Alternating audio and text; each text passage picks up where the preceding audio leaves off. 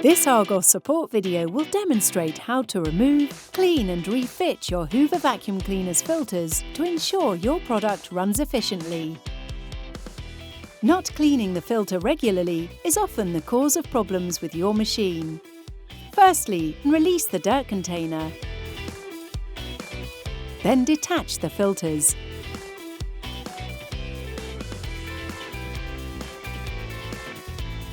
Tap the filters over a bin to remove any dirt or debris. Remove the shroud from the dirt container. Please note, the shroud cannot be washed.